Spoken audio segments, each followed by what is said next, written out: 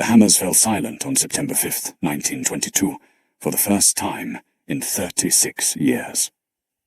Workers at a sprawling San Jose estate stood motionless, their tools lowered, as news spread through the property like wildfire.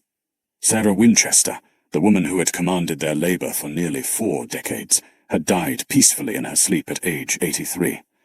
The construction that had defined this property since 1886, that had echoed through the Santa Clara Valley day after day, year after year, had finally, irrevocably stopped. What she left behind was unlike anything America had ever seen. A mansion of 160 rooms, sprawling across 24,000 square feet, containing 10,000 windows, 2,000 doors, 47 fireplaces, and 40 staircases. But these numbers barely scratch the surface of what makes this place extraordinary. Walk through its corridors today, and you'll encounter staircases that climb 44 steps, only to end abruptly at a ceiling. You'll find doors that open onto solid walls, or sheer drops into gardens 15 feet below. You'll see windows installed into floors, cabinets barely an inch deep, and hallways that twist back on themselves in impossible geometries. This is the Winchester Mystery House, and every single oddity, every architectural impossibility, traces back to one woman, and the question that has haunted visitors for over a century. Why did she build it? The legend is irresistible. Newspapers called Sarah Winchester mad, a widow driven to delusion by grief and supernatural terror. They claimed she believed she was cursed by the ghosts of everyone killed by Winchester rifles, the very weapons that had made her fortune.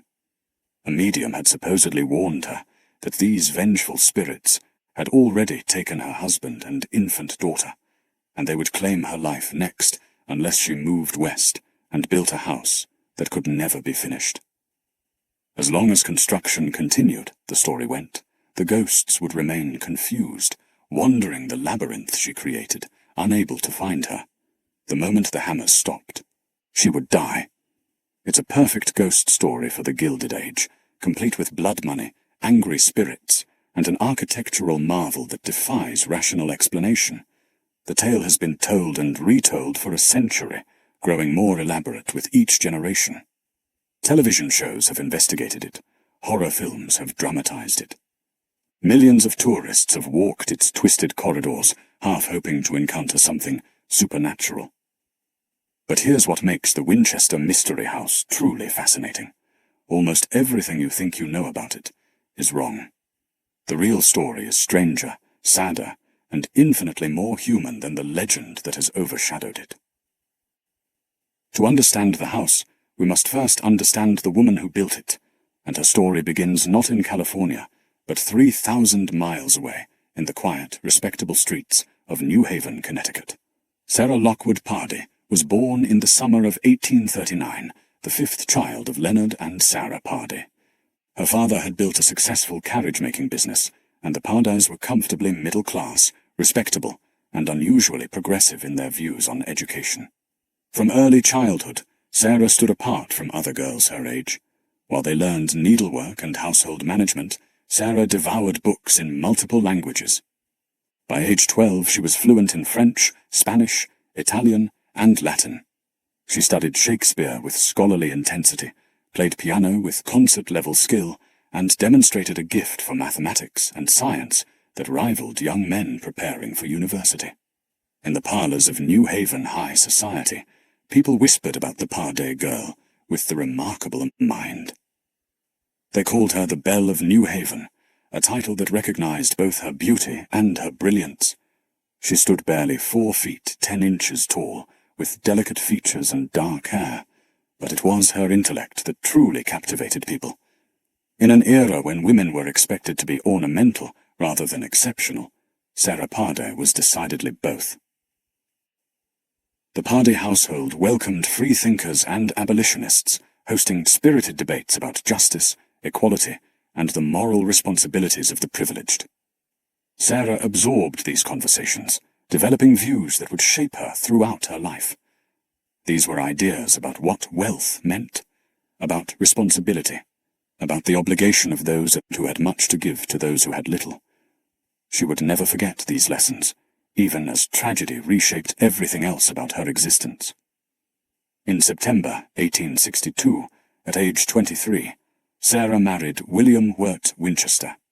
It was a union that joined two prominent New Haven families and seemed to promise everything a young woman of her era could want. William's father, Oliver Winchester, had transformed a failing shirt company into something far more significant. He had acquired the rights to a revolutionary repeating rifle design, and under his leadership, the Winchester Repeating Arms Company was becoming one of America's most successful firearms manufacturers. The Winchester rifle was changing warfare, hunting, and the settlement of the American West. Its lever-action mechanism allowed a shooter to fire multiple rounds without reloading, a technological leap that made previous firearms obsolete almost overnight. William Winchester was handsome, educated, and deeply in love with his brilliant bride. The couple built a beautiful home in New Haven and settled into the comfortable life of New England's rising industrial class. For a brief, shining moment, it seemed Sarah Winchester had everything. Then came the losses that would define the rest of her life. In July 1866, Sarah gave birth to a daughter. They named her Annie Pardee Winchester, and she was perfect. Sarah held her newborn and imagined the life they would share, the books she would read to her, the languages she would teach her, the woman she would help her become. Annie would never learn to read. She would never speak a single word. 6 weeks after her birth, the baby developed a mysterious, wasting illness. Doctors called it marasmus, a condition where infants simply failed to thrive. Sarah watched helplessly as her daughter grew weaker each day. On July 24th, 1866, Annie Pardee Winchester died. She had lived for just 40 days. The grief that descended upon Sarah was crushing and complete. In an era when infant mortality was tragically common, parents were expected to mourn briefly and move forward. But Sarah could not. She sank into a depression so profound that friends feared for her life. The brilliant, vivacious belle of New Haven became a shadow, rarely leaving her home, speaking little, existing in a fog of sorrow that seemed endless. William stood by her through the darkest days. He held her when she wept, sat with her in silence when words failed, and waited with the patience of deep love for his wife to find her way back to him. Slowly, over months that stretched into years, Sarah began to function again. She would never fully recover from losing Annie. That wound would remain raw for the rest of her life. But she learned to carry it, to exist alongside it. The couple never had another child. Whether this was by choice, by medical necessity, or simply because Sarah could not bear the risk of another loss, history does not record. But William and Sarah remained devoted to each other, travelling together, building their life together, finding what joy they could in each other's company, even as the ghost of their lost daughter lingered in every empty room. During these years, the Winchester Repeating Arms Company continued its extraordinary rise. The Model 1873 rifle, nicknamed the gun that won the West, became the most popular firearm in America. Cowboys and settlers, lawmen and outlaws, soldiers and hunters all carried Winchester rifles. The company's profits soared, and with them, the Winchester family fortune. When Oliver Winchester died in December 1880, he left the company to his only surviving son. William Wirt Winchester became treasurer and principal owner of one of the most profitable businesses in America. He would not hold this position long. In the months following his father's death, William began showing signs of the illness that had been slowly claiming him. Tuberculosis, the disease that killed more Americans in the 19th century than any other, had taken hold in his lungs. There was no cure. There was barely any treatment. All Sarah could do was watch as her beloved husband grew weaker, his coughs more violent, his breathing more laboured. On March 7th, 1881, William Wirt Winchester died. He was 43 years old. In the span of 15 years, Sarah had lost her only child, her father-in-law, her mother, and now her husband. She was 41 years old, alone, and in possession of a fortune most people could not imagine. William's will left everything to Sarah. She inherited approximately $20 million in cash, equivalent to over $500 million today. She also received a 50% stake in the Winchester Repeating Arms Company, which would pay her roughly $1,000 every single day for the rest of her life. Sarah Lockwood, Pardee Winchester, had become one of the wealthiest women in the world, and she had absolutely no idea what to do with any of it. For the next few years, Sarah drifted. She travelled through Europe, seeking something she could not name in the great cities she had read about as a child. She consulted doctors who specialized in ailments of the spirit. Nothing helped. The money that should have brought freedom felt instead like a weight, a constant reminder of everything she had lost and the source from which that fortune had come. During this period, Sarah also began developing rheumatoid arthritis, a painful condition that would progressively worsen throughout her life. Her hands, once so nimble on piano keys, became stiff and gnarled. Walking grew difficult. The physical pain compounded her emotional suffering, and she began to wonder if she would ever find peace again. Her doctors suggested that a warmer, drier climate might ease her arthritis. California, they said, offered healing sunshine and fresh ocean air. Sarah had visited the state with William years earlier during happier times, and the memory of that trip, of her husband's smile as they explored San Francisco together, drew her westward. In 1884, Sarah Winchester left New Haven forever.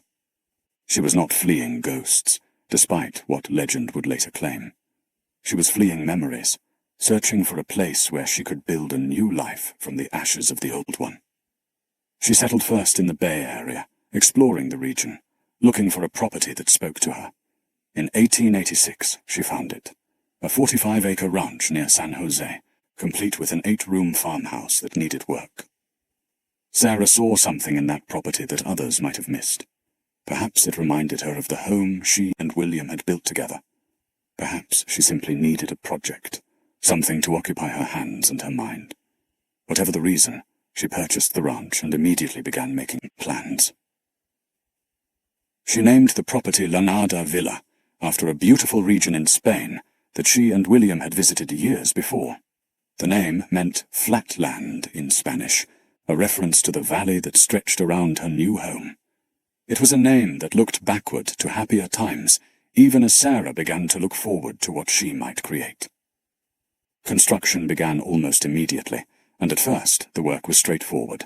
Sarah hired local craftsmen to expand the farmhouse, adding new rooms and modern amenities. She subscribed to architectural journals and studied the latest innovations in residential design. She drew plans herself, sketching out ideas late into the night, then meeting with her workers each morning to translate those visions into reality. Having grown up with a father who was a skilled carpenter, Sarah had always been fascinated by architecture and design. Now, with unlimited resources and unlimited time, she could indulge that fascination completely.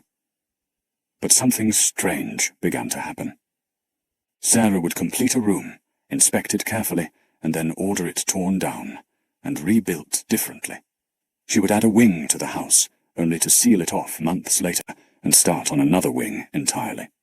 She worked without an architect, without a master plan, following only her own instincts and desires. The workers thought it was eccentric, certainly, but they did not complain. Sarah Winchester paid well, far better than any other employer in the valley.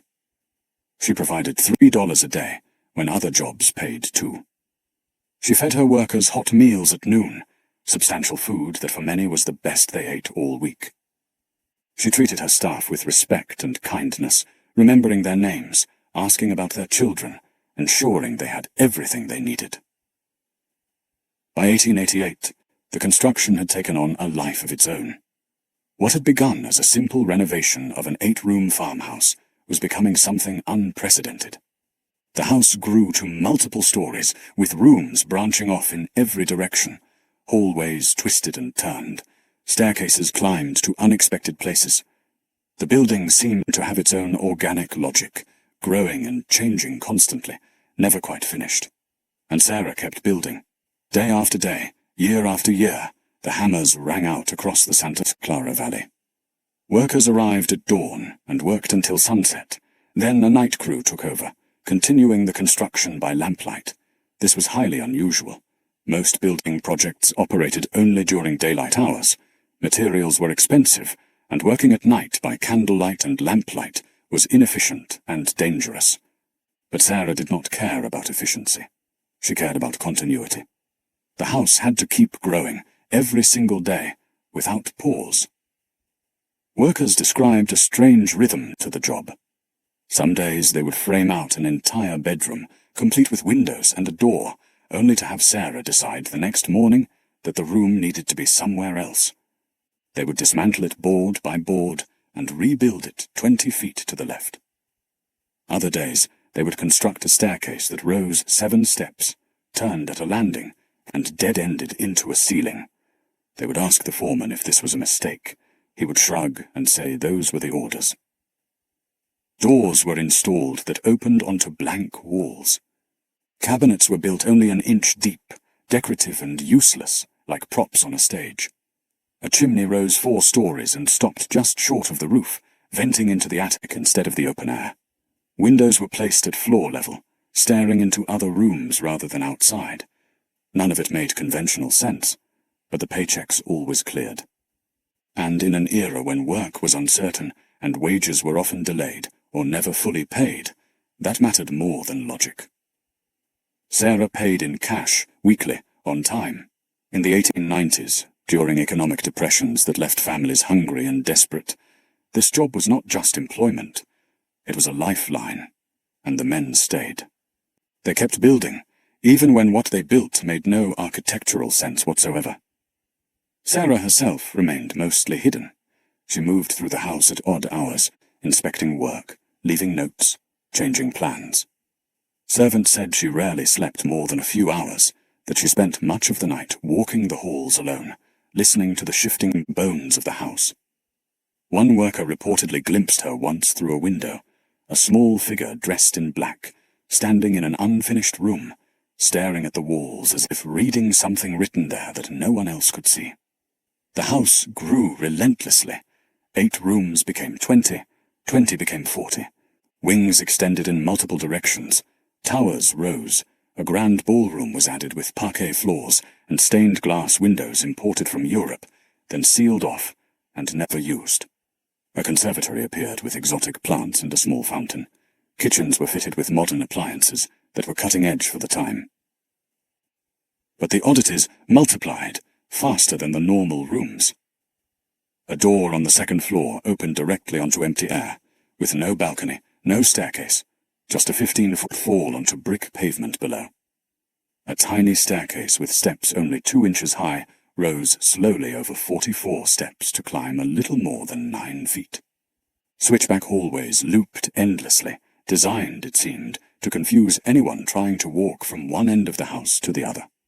Local newspapers started paying attention. They called it the Winchester Mystery House, the mansion where the widow kept crews working day and night on a building project that made no sense to anyone outside the gates. Reporters tried to interview Sarah. She refused every request. Guards were hired to keep trespassers off the property. The gates stayed locked. The orchards formed a quiet, leafy wall between the road and the growing maze of turrets and gables. But rumors slipped through anyway, and they were about to get much darker.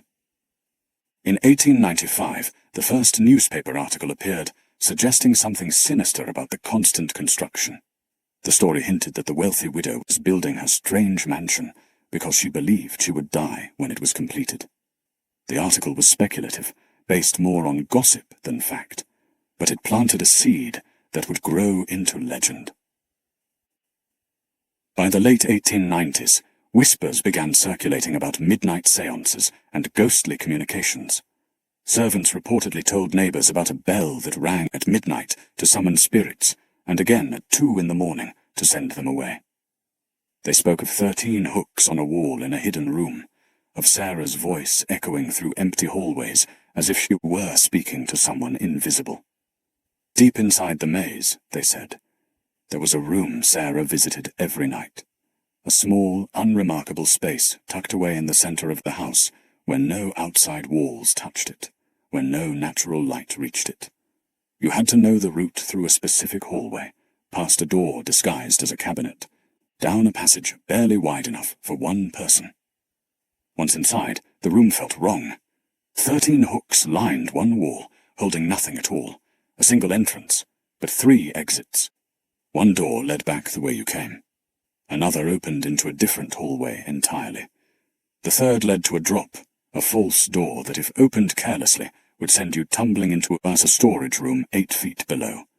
Workers who stayed late claimed they heard the bells, heard footsteps in the hallways afterward, heard Sarah's voice, faint and muffled, as if she were speaking to someone in a language they could not quite make out.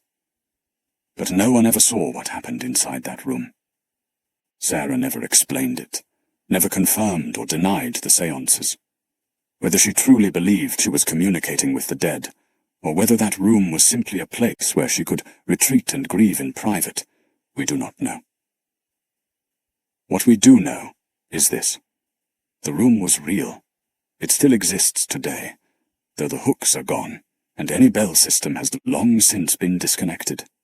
And we know the house kept changing, based on decisions Sarah made in the night. Rooms that were finished one week would be sealed off the next. Entire wings that took months to build were suddenly closed, doors nailed shut, furniture removed, as if something had happened there that Sarah wanted to forget or contain. The workers learned not to ask why. They learned to follow the new plans even when those plans seemed to contradict everything they had been told the day before. Because the alternative was losing the job, and no one wanted to lose this job. By 1900, the house had grown to over 100 rooms. It was the largest private residence in California, a mansion that rivaled the estates of railroad barons and silver kings. 7 stories at its tallest point, with towers rising above the orchards, visible from the road.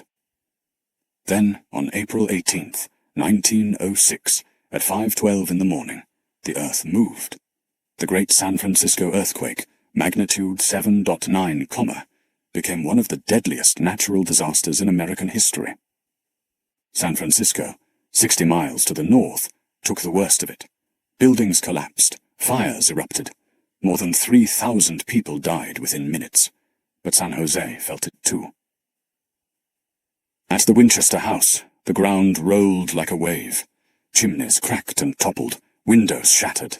The 7-story tower, the tallest structure on the property, groaned and swayed, and then it fell. Tons of wood and brick crashed through the floors below, punching through room after room until the debris settled in a heap of splintered timber and broken glass. Dust filled the hallways. The house creaked and moaned as if the entire structure might collapse at any moment. Sarah was inside. She had been sleeping in a bedroom on an upper floor. Accounts differ on exactly which room, because Sarah moved her sleeping quarters frequently, never staying in the same place for more than a few weeks. When the shaking started, she tried to reach the doorway, following standard earthquake advice to find a frame and brace yourself. But the door would not open. The house had shifted. The frame had warped. Sarah pushed, pulled, threw her weight against the wood. Nothing happened. She was trapped, alone in the dark, with the building tearing itself apart around her. Servants heard her calling. They grabbed tools and crowbars, forced their way through debris-choked hallways, and found the jammed door. It took nearly an hour to pry it open. When they finally pulled Sarah out, she was shaken, but physically unharmed. Emotionally, something had cracked. Sarah walked through the damaged house in silence. She saw the collapsed tower, the shattered windows, the rooms buried under rubble, walls split open, exposing the skeleton of beams and studs underneath. The workers expected her to order repairs, to rebuild the tower, to restore what had been lost. Instead, she told them to seal it off. The entire front section of the house, 30 rooms, including the tower and the main entrance, was closed. Doors were nailed shut. Hallways were blocked with furniture and boards. Sarah never entered those rooms again. She did not explain why, but those who knew her thought they understood. The earthquake, Sarah believed, was a message, a warning. She had displeased something somehow, built something wrong, invited the wrong kind of attention. The collapse of the tower was not random. It was punishment. So she sealed the damage like a wound, left it frozen in time, and moved the construction to other parts of the house, as if starting over, trying to appease forces that could shake the earth itself. The building continued, but it was different now. Before the earthquake, the house had a certain chaotic energy. Strange, yes, but also ambitious, with towers reaching skyward and grand rooms that suggested Sarah was creating something immense, even if no one understood what it was. After the earthquake, the house turned inward. New rooms were smaller, hallways narrower. The construction focused on additions that sprawled horizontally rather than vertically, wings that extended across the property instead of rising into the sky, as if Sarah no longer trusted height, as if she wanted to stay closer to the ground. She also became more reclusive.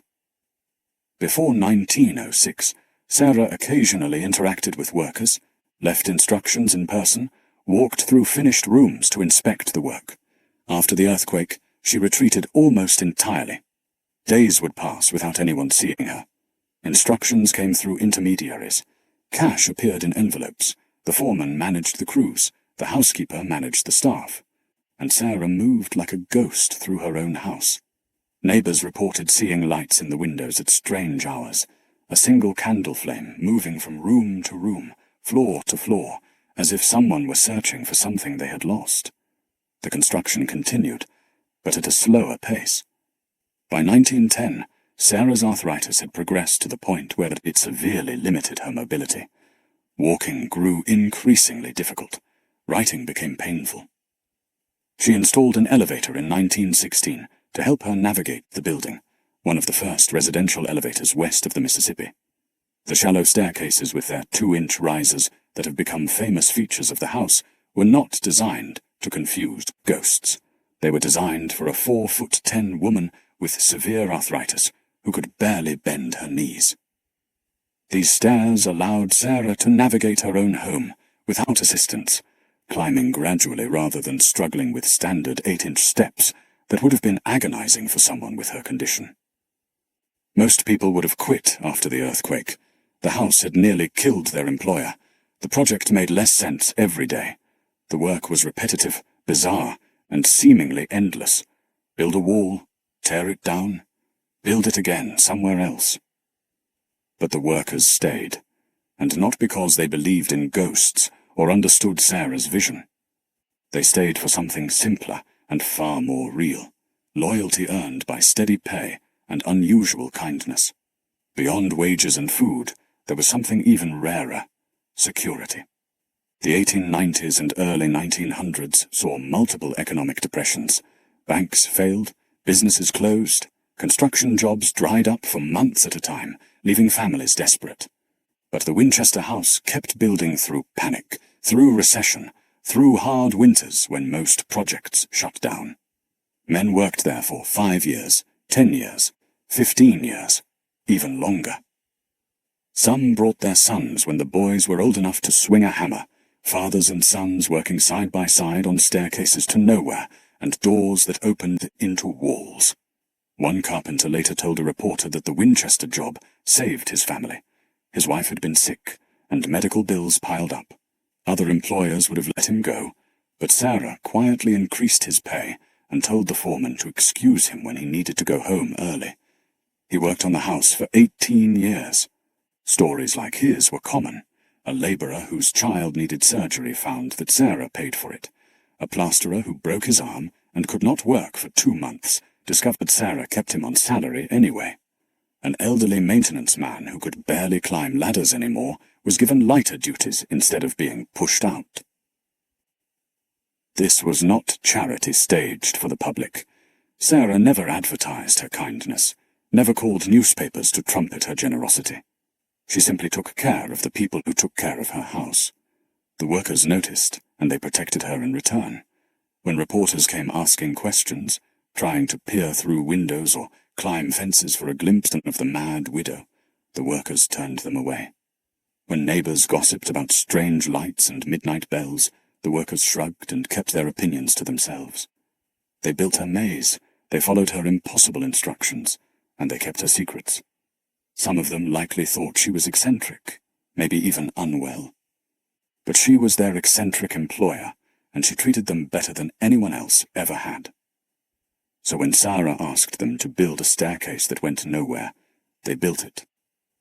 When she asked them to install a door in the floor, they installed it. And when she asked them to seal off 30 rooms and never speak of what they had seen inside, they sealed the rooms and stayed silent. By 1910, the house had grown to over 160 rooms, the largest it would ever be. A sprawling, impossible structure that employed dozens of people and baffled everyone who saw it. But for the men who built it, the Winchester house was not a mystery. It was a job, a good one, and in a world that offered so few of those, that was enough. The newspapers, however, could not resist her. By 1910, Sarah Winchester had become exactly the kind of story that sold papers. A reclusive widow, a vast fortune, a house that made no sense, and best of all, rumors of ghosts, curses, and midnight rituals.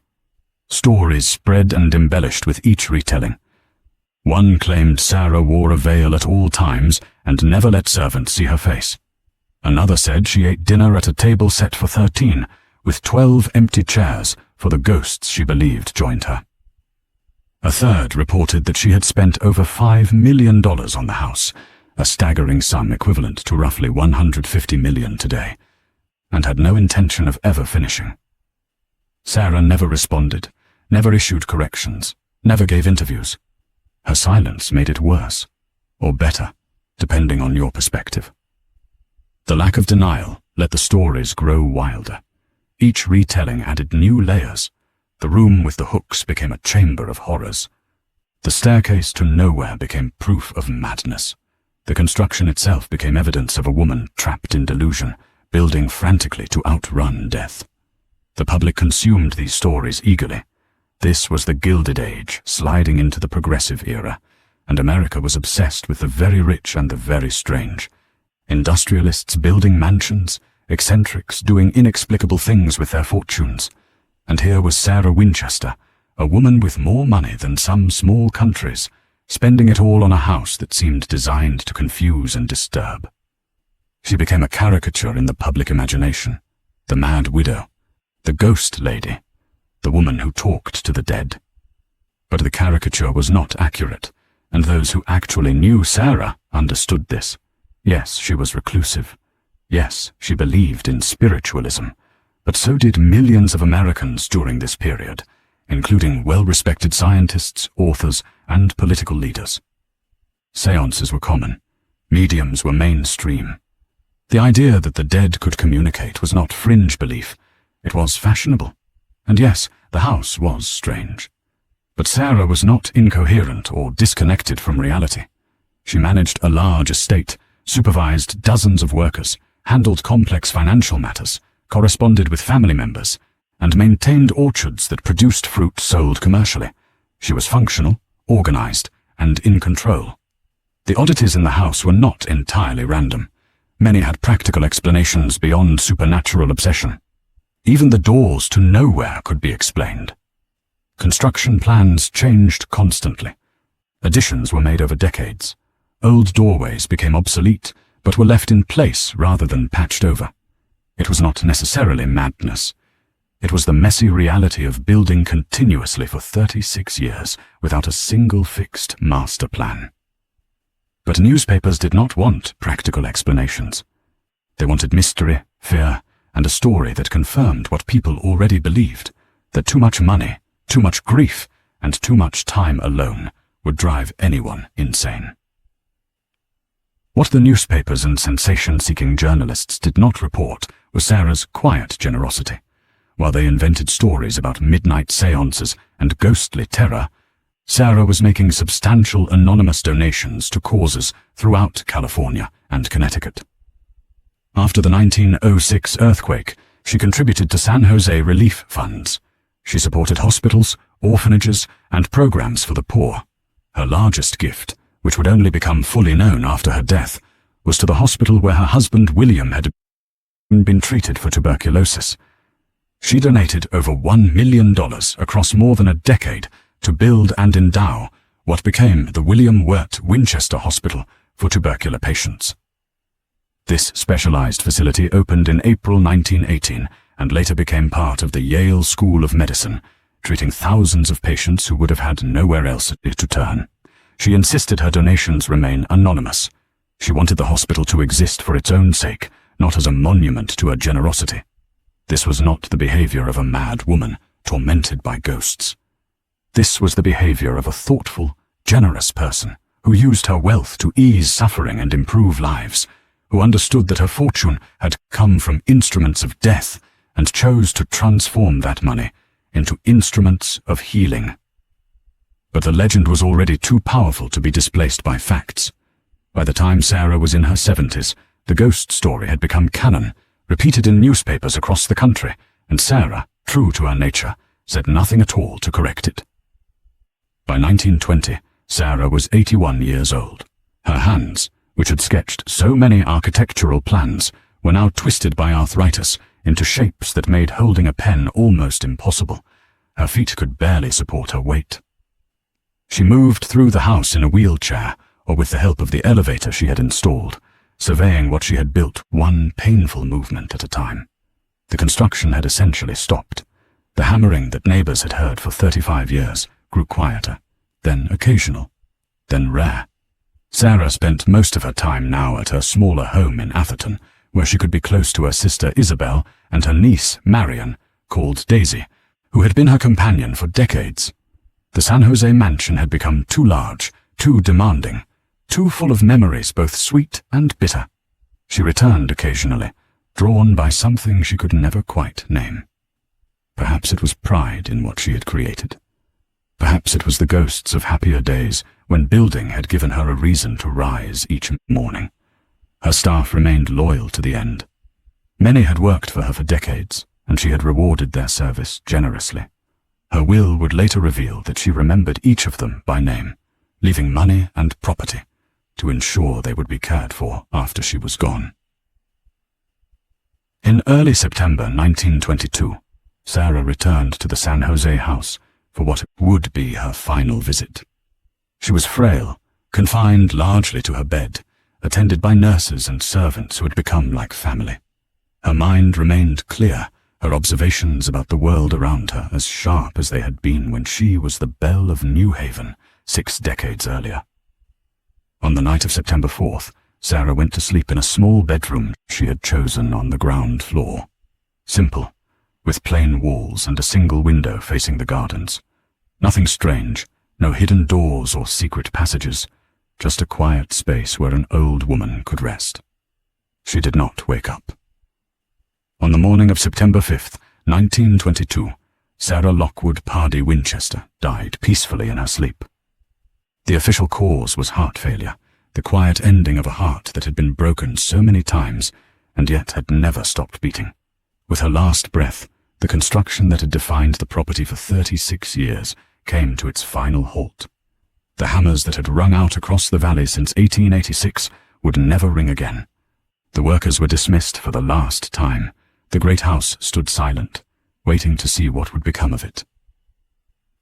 Sarah's will was detailed and carefully considered. She left specific bequests to her servants, her family, and various charitable causes. Her furniture, personal effects, and household goods went to her niece, Daisy. But the will made no mention of the house itself. The property had been deliberately excluded from her final wishes. Historians have debated what this omission meant. Some believe Sarah simply assumed the property would pass to her heirs through normal inheritance. Others suggest she had grown ambivalent about the house, uncertain what should become of her life's work. Still others wonder if she knew the property had become more burden than blessing, too expensive to maintain, too strange to sell to an ordinary buyer. Whatever her intentions, the result was chaos. When appraisers examined the property after her death, they declared it virtually worthless as real estate. The earthquake damage had never been fully repaired. The design was so eccentric that no normal family could possibly live there. The rooms numbered in the hundreds, but many were oddly shaped, poorly lit, or accessible only through circuitous routes. As a home, it was a disaster. As something else, however, it held potential that someone with vision might recognize. The contents of the house told their own story. Sarah had been a collector as well as a builder, filling her rooms with furniture, artwork, and decorative objects from around the world. It took moving crews 6 weeks to empty the house, loading truck after truck with the accumulated treasures of a lifetime. Among the items removed was a safe that Sarah had kept in the room some would later call the seance room. When opened, it contained no mystical diagrams or ghostly messages. Inside were 2 locks of hair, carefully preserved. One belonged to her husband William, the other belonged to her daughter Annie, who had lived only 40 days. Sarah had carried these relics of her lost family with her for over 50 years, the most precious things she owned, more valuable than all the mansion's architectural wonders combined. In January 1923, just 5 months after Sarah's death, an investor purchased the property. He quickly leased it to John and Mamie Brown, a couple with backgrounds in entertainment and amusement attractions. The Browns saw something others had missed. They saw a tourist attraction, a way to turn architectural eccentricity into profit. They needed to act quickly before public interest in the property faded. On June 30th, 1923, the doors of what would soon be called the Winchester Mystery House opened to the public for the first time. Visitors paid admission to walk through labyrinthine corridors, to marvel at staircases that led nowhere, to gasp at doors that opened onto walls or empty air. The Browns knew that people would pay to see something extraordinary, and the house was certainly that. But they also knew that a strange house alone, no matter how unusual, would not draw crowds year after year. They needed a story, a narrative that would capture imagination and keep people coming back. Fortunately for them, the newspapers had already provided one. The ghost story that had circulated during Sarah's lifetime now became the official narrative of the Winchester Mystery House. Tour guides memorized scripts describing Sarah's supposed meetings with mediums, her nightly seances, and her terror of the spirits who haunted her. They pointed out the number 13 wherever it appeared, claiming Sarah had been obsessed with it. They showed visitors the room where she supposedly communicated with the dead, inventing details that made the tale more thrilling with each retelling. Some of these embellishments came from the Browns themselves. Others were added by later managers and owners, each generation polishing the legend to a higher sheen. The room with 13 hooks on the wall became the seance room, though it had actually been the gardener's bedroom, according to historical records. No contemporary accounts from servants, family members, or neighbors describe Sarah holding seances anywhere in the house. The story appears to have been invented by those who saw profit in making the house seem more mysterious than it actually was. The doors that open to nothing, the staircases that end at ceilings, these features are real, but their explanations are mundane. Most resulted from the 1906 earthquake, which destroyed entire sections of the house. Sarah chose not to rebuild those sections, simply sealing off damaged areas. Doors and stairs that once led somewhere now led nowhere, not because of ghostly design, but because of geological destruction. James Perkins, a carpenter who actually worked on the house during Sarah's lifetime, later stated that many of the most famous features attributed to her obsessions were actually added after her death. The 13 coat hooks, the 13 drain holes in sinks, the chandeliers with 13 lights. These were modifications made to enhance the legend, not authentic expressions of Sarah's supposed numerological fixation. But truth did not matter as much as the experience. People wanted to believe. They wanted the Winchester house to be haunted, because if it was haunted, that meant Sarah's fear had been justified. It meant the curse was real. It meant the decades of building had a supernatural purpose, not just a sad one. The marketing leaned heavily into fear and mystery. Come see the mansion, built by a woman haunted by the ghosts of those killed by Winchester rifles, the advertisements proclaimed. Tour guides were instructed to emphasize the supernatural, and they did so enthusiastically, knowing their livelihoods depended on keeping visitors entertained and coming back for more. The house became one of California's most popular roadside attractions almost immediately. It appeared in travel guides. Postcards sold at the gift shop showed the exterior shrouded in fog, with captions like, "America's Most Haunted Mansion." Sarah's memory transformed completely. In life, she had been private, misunderstood, occasionally pitied. In death, she became a legend, the mad widow, the woman who tried to build her way out of a curse, and failed. Except, had she failed? Sarah lived to 83, longer than her husband, longer than many of her contemporaries. She survived tuberculosis outbreaks, the massive 1906 earthquake, and the 1918 Spanish flu pandemic. She died peacefully in her sleep in a bed she had chosen inside a house she had shaped down to the smallest detail. If the supposed curse said she would die when construction stopped, she had already broken it. Construction had slowed dramatically for years before her death, and ended completely in her final weeks, and nothing supernatural happened. No vengeful spirits, no dramatic reckoning, just age and natural decline. But that version of the story did not sell tickets. So the guides kept telling the ghost story, kept emphasizing fear and madness over grief and purpose, kept framing Sarah as a victim of supernatural forces, rather than a woman who found an unconventional way to cope with unbearable loss. In 2010, historian Mary Jo Ignoffo published a book called Captive of the Labyrinth that attempted to separate fact from fiction in Sarah Winchester's story. Through years of research in archives, letters, and legal documents, Ignoffo constructed a portrait of a woman very different from the one portrayed in tour scripts. The real Sarah Winchester was intelligent, generous, and intensely private. She was a shrewd financial manager who grew her inherited fortune rather than squandering it. She was a philanthropist who gave away millions while demanding anonymity. She was an innovator who incorporated cutting-edge technology into her home decades before such features became standard. She was a survivor who channeled grief into creation rather than surrendering to despair. The gun violence angle of the legend deserves particular scrutiny. According to the popular story, Sarah was tormented by guilt over deaths caused by Winchester rifles. She believed herself haunted by spirits of Native Americans, soldiers, and outlaws who had fallen to the gun that won the West. But as Ignoffo and other historians have pointed out, this interpretation reflects modern attitudes toward firearms rather than 19th century sensibilities. In Sarah's time, the Winchester rifle was viewed primarily as a symbol of American success and frontier ingenuity. The company and its products were sources of pride, not shame. There is no evidence from Sarah's letters, her actions, or testimony of those who knew her that she felt any guilt whatsoever about the source of her fortune.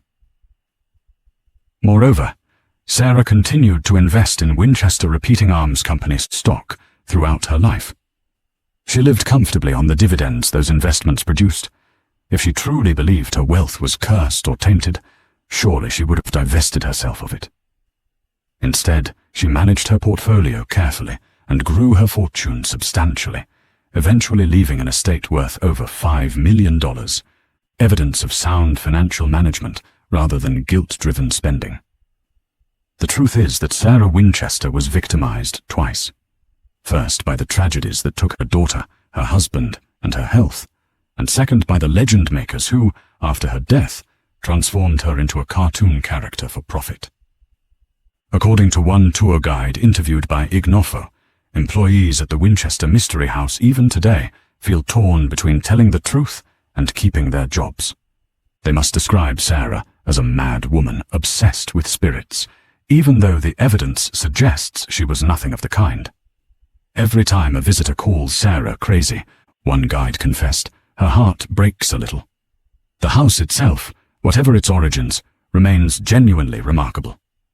Walking through its corridors today, visitors encounter a structure unlike any other in America. Rooms flow into one another in unexpected ways. Hallways twist and turn without apparent logic. Staircases rise and fall at peculiar angles. Windows look into other rooms rather than outside. It is disorienting, delightful, and undeniably strange, and the craftsmanship throughout is exceptional. Sarah employed skilled artisans and paid them well, and their work shows in every detail. The woodwork is intricate and precisely executed.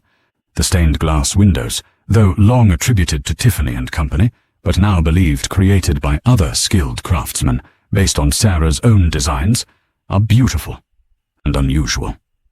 The parquet floors in the ballroom display geometric patterns that required extraordinary skill to execute. Modern technology, revolutionary for its time, runs throughout the building. Call buttons allowed Sarah to summon servants from anywhere in the house. A speaking tube system enabled communication between rooms. Multiple elevators provided access to different floors. Gas lighting, later converted to electricity, illuminated rooms that might otherwise have been dark. Push-button controls for gas lighting were cutting-edge when installed. The forced air heating system was advanced for the era. Indoor plumbing, with hot and cold running water, was still a luxury in the 1890s. One innovative indoor garden incorporated slanted floors, directing excess water through trapdoors to pipes that irrigated outdoor plantings, a surprisingly modern approach to resource conservation. The ballroom showcases extraordinary craftsmanship, with carved wood adorning walls and ceilings, while precious woods including teak, maple, and mahogany form intricate patterns across the floor. Two windows flanking the impressive brick fireplace feature quotes from Shakespeare's Richard II and Troilus and Cressida etched into the glass, literary flourishes suggesting refined tastes far beyond mere ostentation. The architectural style combines Victorian and Gothic elements with Queen Anne revival features, creating a structure with pitched roof lines, numerous gables, ornate trim, and distinctive elements characteristic of upper-class residences from that period. Some rooms appear surprisingly small, despite the mansion's overall grandeur, with low ceilings and compact proportions that feel almost claustrophobic compared to soaring spaces elsewhere in the house, a jarring juxtaposition that adds to the property's disorienting effect. Today, the Winchester Mystery House operates as California Historical Landmark, number 868, and appears on the National Register of Historic Places. These designations recognize the property's architectural and historical significance, though the official documentation, according to historians, contains numerous errors drawn from unreliable legend rather than verified facts. The property receives hundreds of thousands of visitors each year from around the world, drawn by the ghost story, by the architectural oddity, by the mystery the name promises. Visitors can choose from several tour options. The standard mansion tour covers approximately 110 rooms. The more specialized explore more tour accesses previously restricted areas. Behind-the-scenes tours show the structural engineering, the restoration work, and the constant effort required to keep a 140-year-old mansion standing. Halloween brings special programming that amplifies the haunted house theme, with flashlight tours at night, offering theatrical paranormal experiences and seasonal events, providing additional revenue streams beyond standard admission fees. The house continues to surprise people who think they know it. In 2016, workers discovered a room that had been sealed since Sarah's time, completely forgotten, boarded up behind a wall and invisible to everyone for nearly a century. Inside were Victorian wallpaper, a sink and a fireplace, untouched and perfectly preserved. It was a reminder that even now, the house holds secrets, that Sarah built spaces even the people who work there every day have not fully mapped. More rooms might still be hidden, more passages sealed, more choices Sarah made that no one has stumbled across or understood. The Winchester Mystery House refuses to be fully known, refuses to be simple, refuses to die, just like the woman who built it. The house's cultural footprint extends far beyond physical visits. It has appeared in countless documentaries, paranormal investigation shows, novels, and the 2018 horror film Winchester, starring Helen Mirren as Sarah. Adaptations that typically amplify supernatural elements while minimizing historical context. Ghost hunters and paranormal investigators regularly descend on the property seeking evidence of supernatural activity, reporting cold spots, mysterious footsteps, slamming doors, and spectral figures that contribute to its reputation as one of America's most haunted houses. Skeptical researchers have offered logical explanations for these phenomena, noting that large, rambling old houses naturally produce temperature variations, odd noises from settling, and visual illusions in dimly lit spaces, mundane factors that nonetheless fail to dampen enthusiasm for ghostly interpretations. Standing in the Winchester Mystery House today, surrounded by its twisting corridors and impossible architecture, visitors are walking through the physical manifestation of one woman's determination to survive. The house is strange, yes. It is confusing and illogical and unlike anything else in the world, but it is also beautiful, ingenious, and deeply human. The mystery of the Winchester Mystery House was never really about ghosts. It was about a woman who refused to be defined by her tragedies, who chose to build when the easier path would have been to simply fade away, who found meaning in creation even when that creation made no sense to anyone else. Sarah Winchester spent the last 36 years of her life constructing something that would outlast her memory. She could not have known her home would become one of the most visited attractions in California. She could not have predicted her name would become synonymous with mystery and the supernatural. She simply built day after day, year after year, because building was what kept her alive. The inventory of Sarah's estate revealed her true character more clearly than any ghost story ever could. Financial records showed she employed an average of 22 workers continuously from 1886 until her death, paying wages above the going rate. Account books recorded substantial charitable contributions, anonymous donations to San Jose hospitals, money sent to orphanages, relief funds for earthquake and fire victims, thousands of dollars per year, equivalent to hundreds of thousands today. Medical expenses appeared frequently in her records, not just for Sarah, but for workers. Payments to doctors for treating injured carpenters, coverage for workers' children needing surgery, notations indicating continued salary during illness or recovery. One entry particularly stood out, a pension paid monthly to a maintenance worker who had become too elderly to perform his duties. The payments continued for 3 years until his death. Sarah kept him on salary, despite receiving no work in return. These were not the records of a mad woman. They were the records of an employer who treated labor as something more than a disposable cost, who understood that the people who built her house were human beings with families and needs and dignity that deserved respect. The house itself showed similar patterns when examined closely. The shallow staircases accommodated severe arthritis, confirmed by medical records showing Sarah suffered from chronic joint pain that worsened over decades. The multiple bedrooms made sense for someone with chronic pain who needed to move between rooms to find comfortable sleeping positions, avoid drafts, or stay closer to ground floor facilities when climbing became too difficult. Many of the doors to nowhere were simply obsolete doorways from when construction plans changed and additions were built, old openings that became unnecessary but were left in place rather than plastered over in a house under near constant renovation.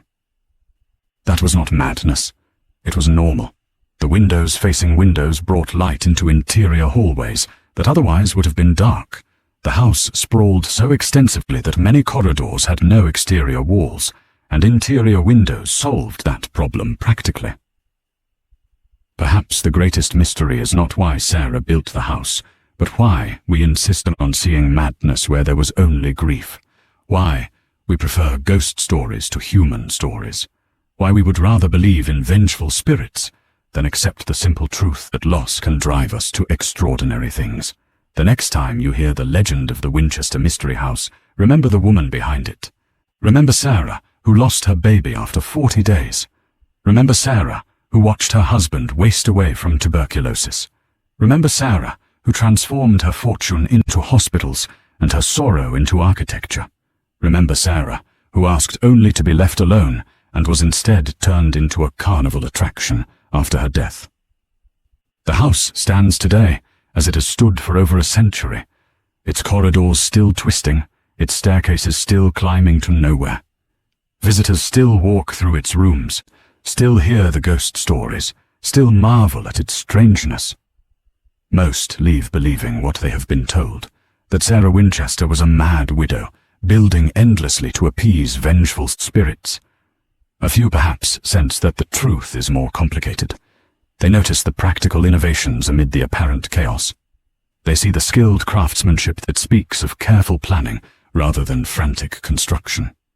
They wonder about the woman who created this place and what she was really trying to accomplish. The story of the Winchester Mystery House is ultimately a story about narrative and power. Sarah Winchester lived her life privately, refusing to explain herself to a curious and often hostile public. Into her silence, others projected their own fantasies, creating a legend that served their purposes rather than honoring her memory. The ghost story sells tickets. It makes for compelling television specials and feature films. The legend has become so embedded in popular culture that separating truth from fiction requires genuine effort and willingness to look beyond the sensational surface. But the real story is better than the legend. It is the story of a woman who lost everything and chose to build rather than surrender. It is the story of someone who used her wealth to ease suffering and create beauty, who provided employment to dozens of families for decades, who gave away millions while asking nothing in return except privacy. Sarah Winchester was not haunted by ghosts. She was haunted by grief, the most human of conditions. And she responded to that grief not with madness, but with creation. Every room she added, every wall she raised, every nail driven was an act of defiance against despair that threatened to consume her. The Winchester rifle money came from death. That fact never changed. But Sarah's use of that money created employment, charity, and architecture. She transformed inherited wealth into wages and craft. Whether that amounts to redemption is a question each observer must answer for themselves. What is documented is simpler and more profound. A wealthy widow spent 36 years building a house that made sense to her, even when it made sense to no one else. She paid fairly. She gave generously. And she created something that outlasted her by more than 100 years. The house speaks today not of ghosts, but of choices Sarah made about how to spend her time and money. Those choices were unusual, sometimes inexplicable, but they were hers, and they turned grief and guilt into lumber, glass, and 160 rooms that still confuse and fascinate everyone who walks through them. An estimated 12 million visitors have toured the mansion since it opened to the public in 1923, making it one of the most successful examples of architectural preservation through commercialization, a business model that has ensured its survival, while other historic homes have deteriorated or disappeared. The Winchester Mystery House refuses to die, refuses to be forgotten, refuses to release its grip on imagination. It stands in San Jose, surrounded now by suburbs and tech campuses where once there were only orchards. The isolation is gone. The silence is gone. But the house remains, sprawling, crooked, and stubbornly resistant to being turned into just one story. Sarah Winchester has been dead for over a century, but the house she left behind keeps asking questions, keeps generating new theories, keeps refusing to be simple. Every visitor walks away with their own version of who Sarah Winchester was, what she was building, and why she never stopped. That ambiguity has become the Winchester House's defining trait, and perhaps that is exactly as Sarah would have wanted it, a monument to mystery, to grief transformed into creation, to the strange and wonderful things that emerge when loss meets genius and unlimited resources. The house is Sarah's statement, the only one she left behind, and unlike a written memoir, architecture does not come with footnotes explaining intent. It can be read in countless ways, and has been, for over 100 years. The restoration work continues today, a never-ending project in its own right. Workers use techniques and materials as close to the originals as possible, consulting historical records and photographs to maintain authenticity. In some cases, they have discovered Sarah's original stockpiles of materials, wallpaper, and tiles she purchased in bulk over a century ago, now being used to restore rooms to their appearance during her lifetime. The irony is not lost on preservation specialists. Sarah built continuously for 36 years, and now, a century after her death, the work continues in a different form. The house that was never meant to be finished still resists completion, still demands attention and care, still employs craftsmen who must navigate its peculiar architecture and solve problems Sarah herself created. In 1974, when the Winchester Mystery House received its California Historical Landmark designation, the documentation contained numerous factual errors drawn from legend rather than verified historical research. This official recognition, meant to honor the property's significance, instead codified the very myths that historians have spent decades trying to dispel. It is a perfect example of how legend can overpower truth, how a good story told often enough becomes accepted as fact, regardless of evidence to the contrary. Modern scholars who study the Winchester Mystery House face a peculiar challenge. They must contend not just with gaps in the historical record, which is normal for any research into the past, but with layers of deliberate myth-making that have obscured Sarah Winchester's true story. Each generation of owners and managers added new embellishments to make the house more marketable, more mysterious, more appealing to tourists seeking thrills rather than truth. Separating what Sarah actually did from what tour guides claimed she did requires painstaking research into primary sources, legal documents, financial records, and contemporary newspaper accounts written while she was still alive. What emerges from this research is a portrait of remarkable complexity. Sarah Winchester was not one thing. She was not simply the grieving mother, though she never stopped mourning her daughter. She was not simply the wealthy widow, though her fortune defined much of what she could accomplish. She was not simply the eccentric builder, though her architectural project consumed her final decades. She was all of these things simultaneously, a brilliant, damaged, generous, stubborn woman who responded to unbearable loss in a way that was uniquely her own. Her interest in spiritualism, which the legend presents as evidence of mental instability, was entirely conventional for her time and social class. Spiritualism in the late 19th century was not a fringe belief system. It was a religious and philosophical movement that attracted millions of followers, including some of the most respected intellectuals of the era. Scientists investigated mediums, presidents consulted spiritualists. The movement offered something that traditional Christianity struggled to provide: the possibility of concrete proof that consciousness survived death, that loved ones were not truly gone, but merely in another realm from which they might communicate. For someone like Sarah, who had lost her only child and her husband, spiritualism offered hope. Not the vague promise of eventual reunion in heaven, but the tantalizing possibility of contact now, of hearing their voices, of receiving messages that proved they still existed somewhere. If she attended seances, if she consulted mediums, if she believed in the possibility of communication with the dead, she was doing exactly what millions of educated, rational people were doing in the 1880s and 1890s. This was not madness. This was participation in one of her era's dominant cultural movements. Where the legend goes wrong is in claiming that Sarah's building project was driven by instructions from spirits, that she received architectural plans from ghosts during midnight seances, that she built continuously out of supernatural terror rather than human need. There is no evidence for any of this. No letters mention ghostly instructions. No servants who actually knew her described anything of the kind. The seance room story appears to have been invented after her death by people who never met her and had financial incentive to make her seem as strange as possible. What the evidence does show is a woman dealing with grief through action, through creation, through the satisfaction of solving problems and seeing ideas take physical form. Building gave Sarah purpose when everything else had been taken from her. It gave her something to plan, to oversee, to control in a life that had been repeatedly devastated by things beyond her control. She could not save her daughter. She could not cure her husband's tuberculosis. She could not prevent the earthquake that damaged her house. But she could decide where the next room would go, what style of window would be installed, how a staircase would be configured.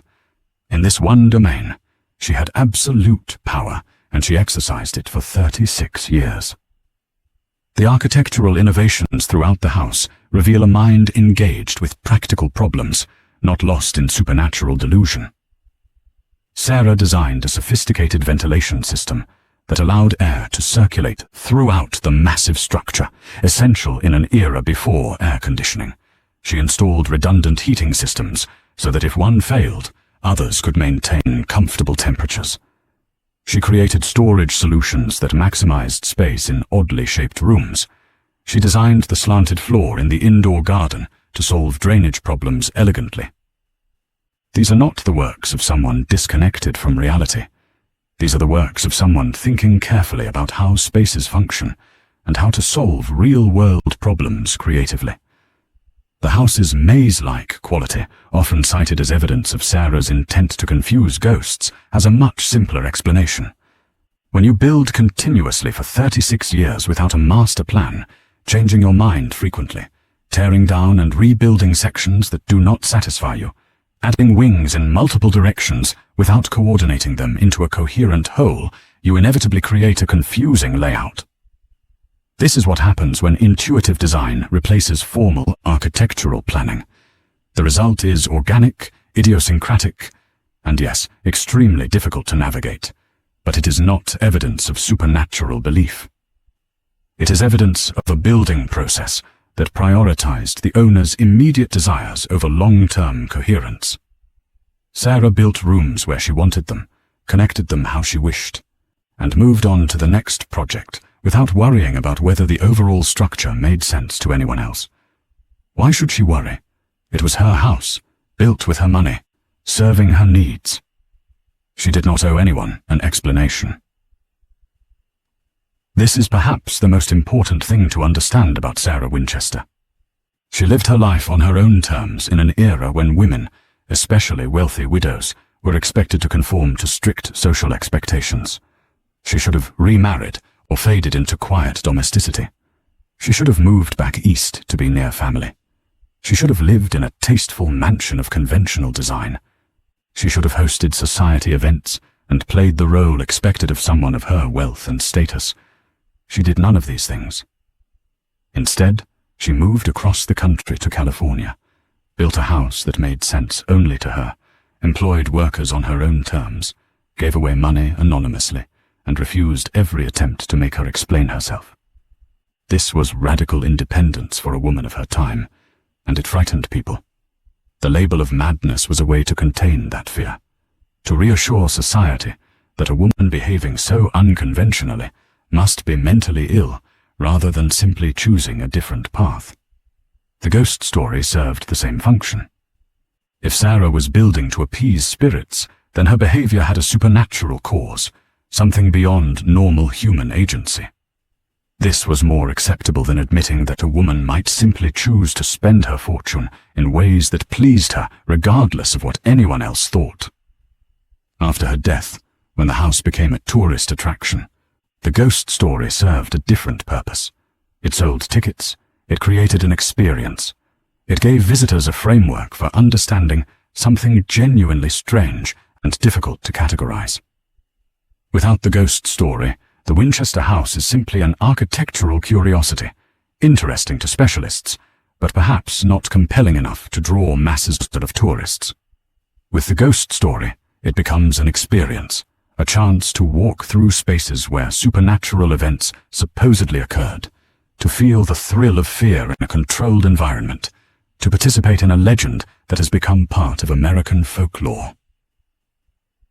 The people who have managed the Winchester Mystery House over the past century have understood this, and they have made a calculated decision to preserve and enhance the legend, even when they know it is not true. This is not necessarily malicious.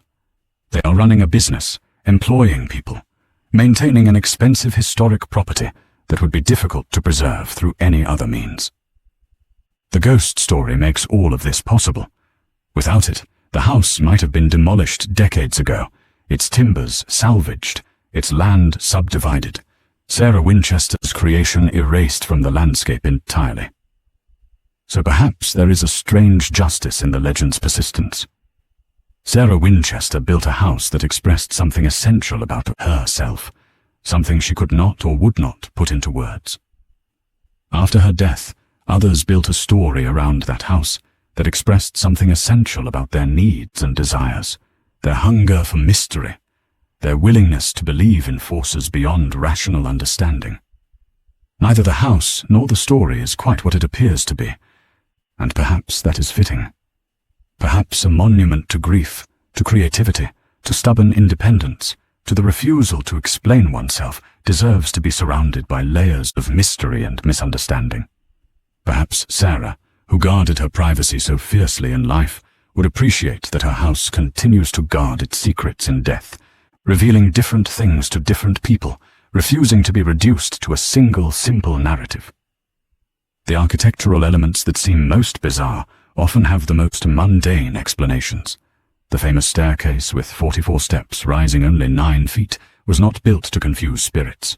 It was built for a 4'10" woman with severe arthritis, who needed to change floors without experiencing the pain that standard stairs would cause. Each shallow 2-inch step allowed her to climb gradually, barely bending her knees, minimizing the stress on damaged joints. It was an elegant solution to a real physical problem, and it worked. Sarah could navigate her own home independently, despite her disability, maintaining mobility and autonomy that standard architecture would have denied her. The multiple bedrooms throughout the house were not designed to prevent ghosts from finding Sarah by constantly changing where she slept. They served a practical purpose for someone with chronic pain. On nights when her arthritis was particularly bad, Sarah might need to sleep on the ground floor, close to servants and help if she needed it. On better nights, she might prefer upper floors that were quieter and more private. Having options allowed her to adapt to her body's changing needs, to find the most comfortable sleeping arrangement on any given night without being locked into a single bedroom that might not serve her well. The barred windows that appear inexplicably on interior walls were once exterior windows before the house expanded around them. As Sarah added wings and extensions, rooms that had been on the outer walls became interior spaces. Rather than removing the windows, which would require patching and repairing walls, she simply left them in place. They became architectural fossils, evidence of the building's evolution, markers of what used to be exterior, now swallowed by further expansion. This was practical efficiency, not supernatural design. The doors that open to walls or drops are mostly remnants of earthquake damage. When the 1906 earthquake destroyed sections of the house, it left doorways that once led to rooms or balconies, now leading to nothing. Sarah chose not to rebuild those sections, but also chose not to remove or cover every reminder of what had been lost. Some doors were sealed. Others were left as they were, openings to absence, portals to memory. Perhaps they reminded her that some losses cannot be repaired, only acknowledged and lived with. Perhaps they simply were not worth the effort and expense of removing. The conservatory with its slanted floor and elaborate drainage system demonstrates genuine innovation. Sarah designed a space where plants could thrive indoors, where excess water from irrigation would be channeled automatically to outdoor gardens, rather than creating puddles or requiring manual removal. This required understanding physics, angles, and drainage principles, then implementing them effectively. It was an elegant solution that worked exactly as intended, and it showed a mind engaged with practical problems and creative solutions. The ballroom, with its exquisite parquet floors, ornate wood carvings, and expensive German chandeliers, was Sarah's masterpiece, a space that demonstrates what she could accomplish when she focused on creating beauty rather than solving problems. The room is stunning, genuinely magnificent in its craftsmanship and detail. The Shakespearean quotes etched in the stained glass windows flanking the fireplace reveal Sarah's literary sensibilities, her love of language and poetry, her desire to surround herself with words that had meaning and weight. Yet she never held a ball in that room, never invited guests to admire what she had created, never used the space for its intended purpose. Why not? Perhaps the room itself was the point, not any social function it might serve.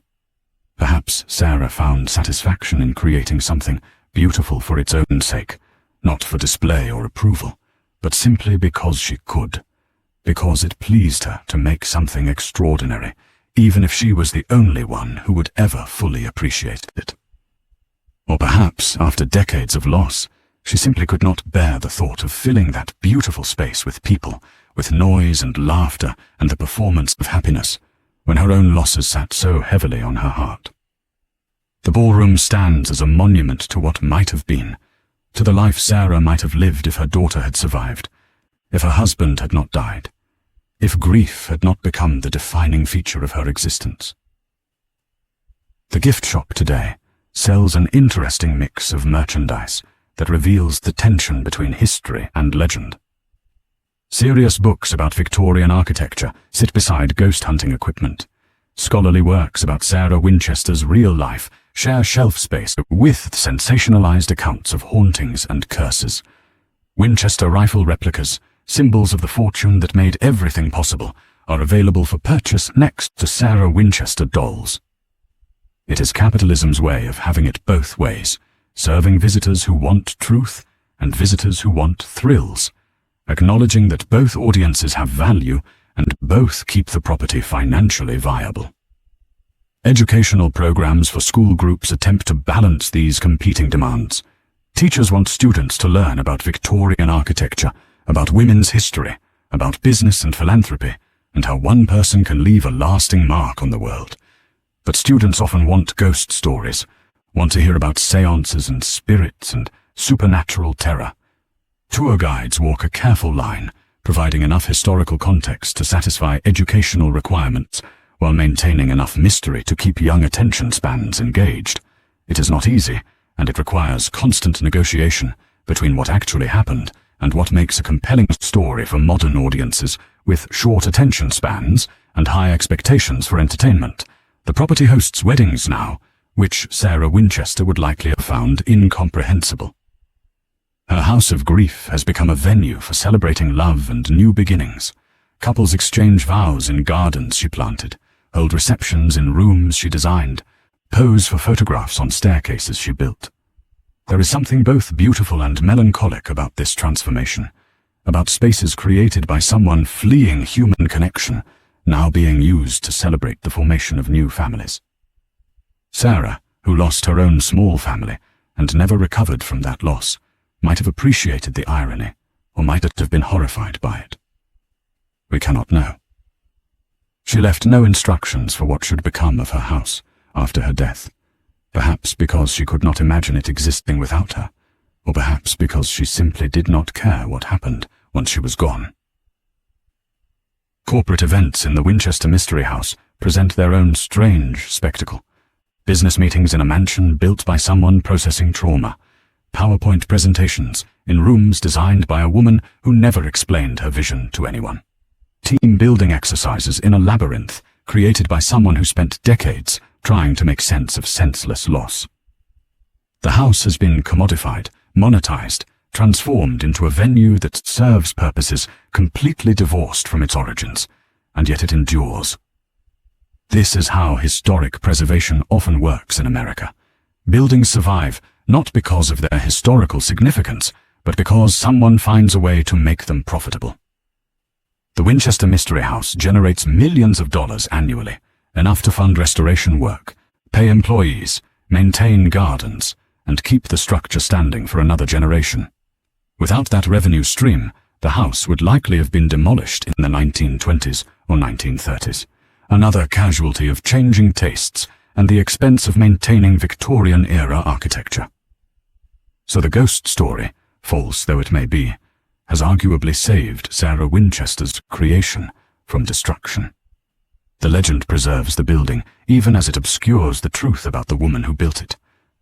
This is an unsatisfying trade-off for historians, but perhaps a necessary one for preservation. The house exists. People can visit it. Scholars can study it. That would not be possible if it had been torn down decades ago, because no one could figure out how to make a weird house with no apparent purpose financially viable. The ghost story solved that problem. It gave the house a purpose, an identity, a reason to exist in the modern world.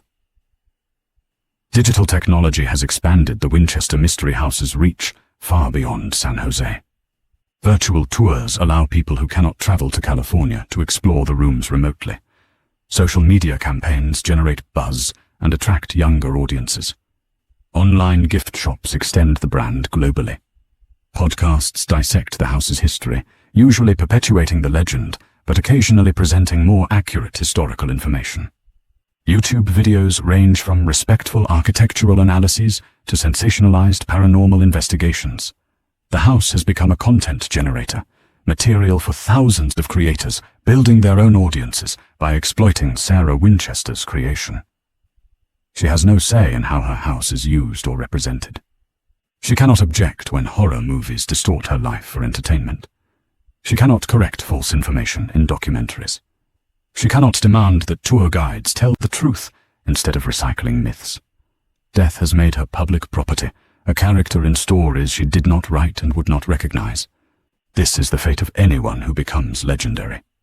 The actual person disappears behind layers of interpretation and reinterpretation, truth buried under narrative convenience and audience expectations. To recover the real Sarah Winchester requires active effort, willingness to look past the entertaining legend to the more complicated human beneath.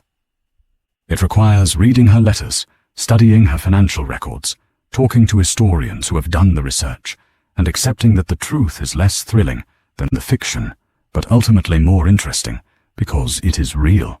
The real Sarah Winchester was not a mad woman cowering from ghosts. She was a brilliant, damaged, generous, stubborn person who found her own way through unbearable grief. She used her fortune not just to build a house, but to employ workers fairly, support charitable causes, fund medical care, and create something genuinely unique.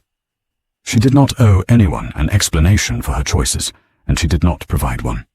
That refusal to explain, that insistence on privacy and autonomy, is perhaps her most radical act. In an era when women were expected to be transparent, legible, easily understood and controlled, Sarah Winchester remained opaque. She built a house as complex and difficult to navigate as her own interior life, and she left it standing as her only statement. The Winchester Mystery House will outlast everyone reading these words. It will stand long after current debates about its meaning have been forgotten, long after new legends have layered over old ones, long after Sarah Winchester has faded from historical person to historical myth to vague cultural reference point that people recognize without really knowing why. The house itself will remain, solid and strange, waiting for each new generation to walk its corridors and decide for themselves what it means, what Sarah was trying to do, why she built this impossible structure that defies every convention of rational architecture. Some will see madness. Some will see grief. Some will see genius. Some will see all of these at once. And perhaps that is the point. Perhaps the Winchester Mystery House resists simple interpretation, because life itself resists simple interpretation, because grief cannot be neatly categorized, because creativity emerges from places we cannot fully explain, because the most interesting questions are the ones without clear answers. Sarah Winchester knew something about loss and survival that she could not put into words, so she put it into wood and glass and stone instead. She built a monument to the unspeakable, to everything that cannot be said, but must somehow be expressed. The house is her language, her attempt to translate internal chaos into external form, and like all translation, something essential is lost, while something new is created. We will never fully understand what Sarah Winchester meant to say with her house, but we can stand in the rooms she created and feel something of what she felt. The need to build, to create, to transform pain into something that endures. That is enough. That is more than most people leave behind. Sarah Winchester died over a century ago, but every day hundreds of people walk through spaces she imagined, climb stairs she designed, look through windows she placed. They are walking through her mind made manifest, through her grief given form, through her refusal to be defeated translated into architecture. The house stands as permanent testimony that Sarah Winchester was here, that she mattered, that her losses and her responses to those losses created something that refuses to be forgotten or explained or reduced to comfortable simplicity. In the end, perhaps the greatest mystery of the Winchester Mystery House is not why Sarah built it, but why we need so badly to believe she was mad rather than simply different. Why we prefer ghost stories to human stories. Why we find supernatural explanations more satisfying than acknowledging that grief can drive us to create extraordinary things that outlast us and outlast understanding. Sarah Winchester built her labyrinth. We have been wandering through it ever since, looking for answers she never promised to provide, seeing ghosts she may never have believed in, missing the woman herself in our eagerness to solve a mystery that perhaps was never meant to be solved at all.